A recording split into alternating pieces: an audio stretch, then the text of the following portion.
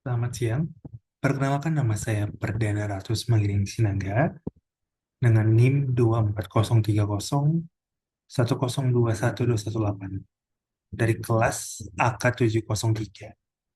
Pada kesempatan kali ini saya akan mempresentasikan materi dari mata kuliah Sistem Pengendalian Manajemen, yaitu kompensasi manajemen.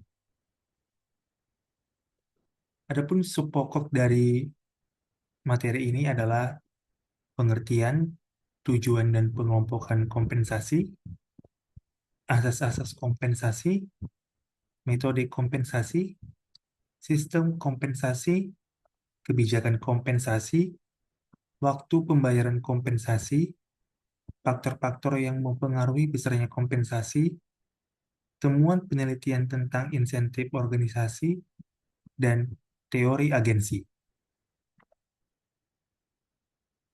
Pengertian kompensasi. Kompensasi adalah sebagai pemberian imbalan jasa yang layak dan adil kepada karyawan karena mereka telah memberikan sumbangan atau sumbangsi kepada pencapaian organisasi. Tujuan pemberian kompensasi adalah untuk menarik ataupun mempertahankan dan juga memotivasi para karyawan. Kompensasi dikelompokkan menjadi tiga, yaitu kompensasi finansial langsung, kompensasi finansial tidak langsung, dan kompensasi non-finansial.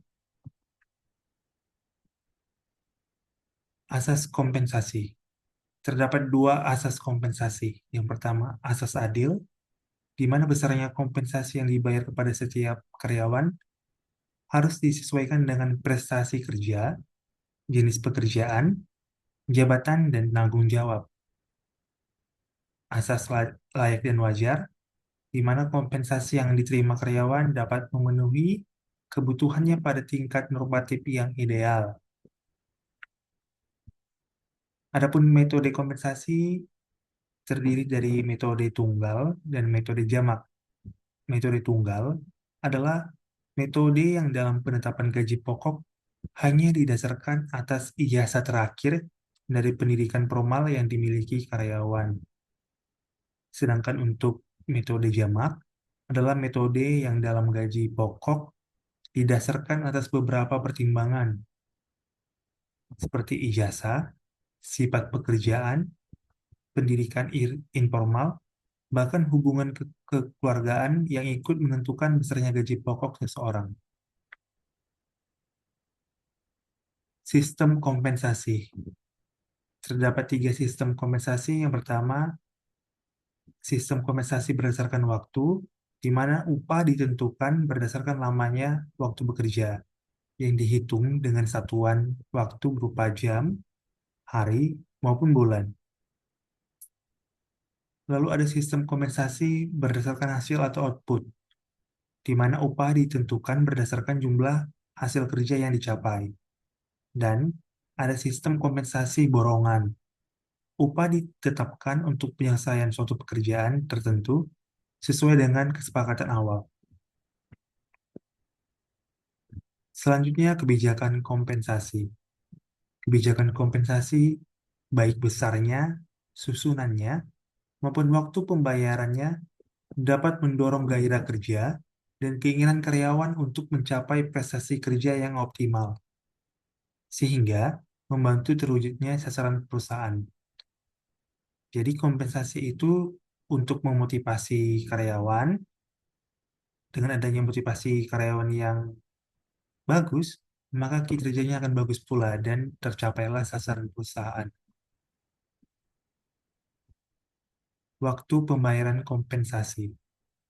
Kompensasi harus dibayar pada tepat waktu dan menghindari terjadinya penundaan, sehingga karyawan itu semakin percaya kepada perusahaan, yang berimplikasi kepada ketenangan konsentrasi kerja yang akan lebih baik.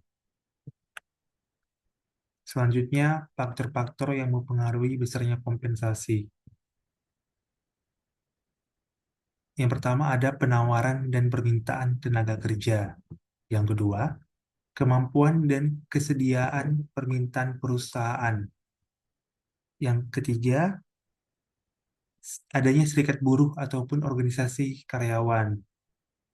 Lalu ada produktivitas kerja karyawan. Selanjutnya, pemerintah dengan undang-undang dan kepresnya yang menentukan besarnya tarif upah minimum di suatu daerah, contohnya. Lalu ada biaya hidup, ada posisi jabatan, pendidikan dan pengalaman karyawan, kondisi perekonomian nasional yang turut juga mempengaruhi, lalu ada jenis dan sifat pekerjaan. Terkait dengan kompensasi, terdapat temuan penelitian yang berkaitan dengan insentif organisasi. Disebutkan bahwa kompensasi insentif merupakan mekanisme yang mendorong dan memotivasi manajer untuk mencapai tujuan organisasi.